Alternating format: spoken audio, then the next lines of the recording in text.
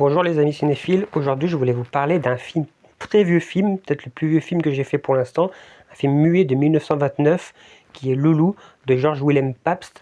C'est un film qui m'a énormément marqué parce que c'est un des premiers films muets que j'ai découvert quand j'ai commencé à m'intéresser à l'histoire du cinéma, il y a au moins presque 20 ans maintenant. J'avais découvert Le Métropolis de Fritz Lang et ce film de Pabst avec la célèbre Louise Brooks qui était un peu... j'étais un peu amoureux d'elle à l'époque. Et c'est un film en fait qui, pour moi, alors déjà il faut le recontextualiser, ça fait partie des films, ce qu'on appelle les films expressionnisme allemand, comme les films de Murnau, même si Murnau n'est pas vraiment un cinéaste expressionniste, mais plus un cinéaste naturaliste, mais on va penser à des films comme Tabou, comme Nosferatu, comme L'Aurore, même si L'Aurore il aura tourné en Amérique, mais on va penser aux films comme le cabinet du docteur Caligari, le Golem, enfin, toute cette esthétique-là. Si vous aimez un peu ce film-là, par exemple le Haxan de Benjamin Christensen, mais c'est souvent des films un peu fantastiques. Là, on est dans un film plus réaliste, presque plus social, et un film qui est extrêmement en avance sur son temps parce qu'on va suivre en fait les déboires de Loulou, donc joué par Louise Brooks, qui pour moi va incarner un peu toute la fatalité de ce que c'est d'être une femme, tout en étant un film profondément féministe, alors qu'il est sorti à presque 100 ans, et on a en plus une relation presque, on pourrait dire presque lesbienne dans le film homosexuel, qui est quand même très osé pour un film de l'époque.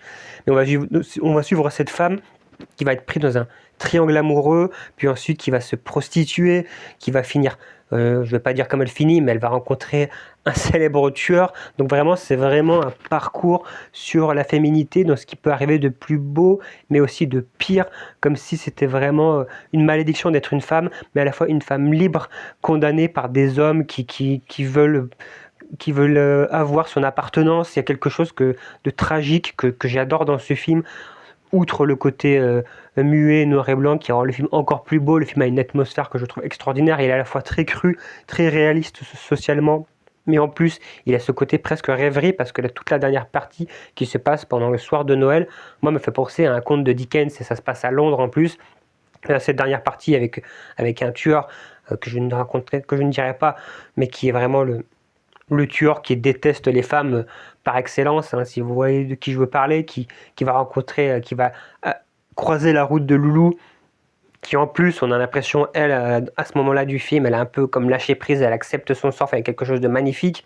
Et j'adore ce film parce qu'il est vraiment d'une modernité, d'une efficacité, il est très facile à regarder, il n'est pas très long dans mes souvenirs, mais c'est un film vraiment profonde modernité, comme j'en ai rarement vu. Pour un film qui est sorti en 1929, c'est quand même assez hallucinant.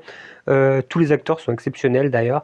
Je ne sais plus comment s'appelle l'acteur, pas le proxénète, il y a l'acteur qui joue le copain de Loulou, pas le père, mais le fils. Et je trouve extraordinaire dans ce film. Et j'adore vraiment, c'est vraiment un grand film sur la fatalité de ce qu'est être une femme. C'est un film féministe, bien avant, presque avant on va dire l'émergence de tout cinéma féministe qui pour moi va vraiment éclater dans les années 60, mais il y a vraiment quelque chose de très moderne dans ce film-là. C'est à la fois une espèce de proto-film noir, de drame social qui peut rappeler un petit peu Mildred Pierce de Michael Curtis avec Joan Crawford, qui commençait dans le mélodrame pour finir dans le film noir, mais qui avait une trame un petit peu aussi de film noir et de film un peu mélodramatique à la Douglas Sirk. Quelque chose que je vois vraiment, que j'adore dans ce film, et que vraiment, si vous connaissez pas ce cinéaste-là, Pabst, et puis ce film-là, après, Louise Brooks va faire d'autres films moins connus, mais ça restera son film totem, un peu le film pour lequel elle est représentée. On l'appellera Loulou d'ailleurs après.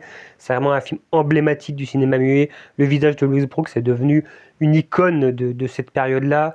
C'est vraiment un film social qui vrille un peu vers le fantastique, vers la fin, vers le conte, le film un peu de Noël. On pense, je sais pas, au Noël de Scrooge, ou même à des contes un peu comme la fille aux allumettes, la petite fille aux allumettes. Il y a quelque chose comme ça de dramatique sur la fatalité, une espèce de mécanisme de la destinée macabre que je trouve extrêmement puissant et le film est envoûtant, mais comme la plupart des films de cette époque, les films muets sont souvent assez envoûtants. On a l'impression de voir des rêves, de voir, en plus sachant que tous ces personnages-là sont morts, ça rend le film encore plus fantomatique. On a l'impression qu'on voit des fantômes qui se remettent en action à chaque fois qu'on réactive le film, que quelqu'un le projette au cinéma ou que quelqu'un regarde le DVD. C'est quelque chose que j'ai toujours ressenti dans les vieux films muets ou dans d'autres films plus récents, mais c'est quelque chose que j'adore aussi de réactiver ces fantômes-là grâce à la puissance du cinéma. Si vous avez la chance d'avoir, je sais pas, un lecteur Blu-ray, un lecteur DVD, si vous pouvez voir ce film, il faut redonner vie aux vieux films comme il faut redonner vie aux acteurs. Il ne faut pas les abandonner. Le cinéma muet, c'est super intéressant. On y voit toute la grammaire cinématographique qui se met en place. On voit vraiment les conventions qui se déroulent sous nos yeux et qui vont être réinterprétées et encore réutilisées des décennies plus tard, même 100 ans après. Donc c'est vraiment fondamental. C'est très facile à regarder, c'est très efficace. C'est pas un film de Fritz Lang qui dure 4 heures ou un film de Abel Gance, mais c'est un petit drame avec Louis Brooks qui est magnifique, avec des acteurs qui sont géniaux, avec un clair-obscur magnifique. Voilà, j'ai pas assez de superlatifs, mais c'est vraiment pour moi un film très important, ma porte d'entrée dans le cinéma muet, ma porte d'entrée dans le cinéma de cette période-là. Et je me suis rendu compte, juste en voyant ce film, que les films en noir et blanc et que les films muets étaient des films comme les autres. C'est presque des feuilletons comme on peut regarder aujourd'hui à la télévision. Il n'y a pas de, pour moi, il n'y a pas de préjugés, il n'y a pas d'étiquette. Il faut juste se laisser porter et ça vous ouvrira des portes à plein de films, de plein de pays, de plein de genres, de plein de styles. Et donc voilà, c'est vraiment un film donc je voulais vraiment retraiter parce que ça fait longtemps que je ne l'ai pas revu, mais il faudrait que je le revoie et j'en garde un souvenir. En même temps, j'ai presque pas envie de le revoir parce que j'ai envie de garder le souvenir de cette beauté. Je l'ai vu 2-3 fois à l'époque, mais c'était, je parle en 2006-2007 quoi. Et je l'ai en DVD, un jour je le reverrai, mais je préfère en garder le souvenir un peu évanescent comme ça. Et c'est vraiment un film que je conseille si vous aimez cette période-là de cinéma allemand. Regardez aussi Nosferatu, regardez Tabou, qui est un de mes films préférés. Je reviendrai peut-être sur Tabou, le dernier film de Murnau qu'il a réalisé avec Flaherty à Bora Bora, et autour de laquelle plane une malédiction, comme quoi le réalisateur Murnau aurait été maudit par un sorcier du village parce qu'il aurait saccagé des lieux sacrés en construisant sa maison avec son équipe de tournage. Et après, il est mort avant l'avant-première du film de manière mystérieuse. Puis Murnau était lié aussi un peu à l'occulte en tournant Nosferatu avec un sataniste, je sais plus comment il s'appelle, il faudra que je retrouve son nom, avec Max Schreck. Enfin, c'est vraiment ce cinéma-là, c'est vraiment super intéressant si on aime un peu l'occulte, l'ésotérisme, le passé, les histoires un peu bizarres, les complots. Voilà, vraiment. Loulou s'inscrit pas forcément là-dedans, hein, le Loulou de Pabst, mais je trouve qu'il contribue un peu à cette mystique de ce cinéma-là que je trouve magnifique et qui manque un peu aujourd'hui, cette simplicité, cette efficacité. Donc voilà, c'est tout ce que je voulais dire sur Loulou de Pabst.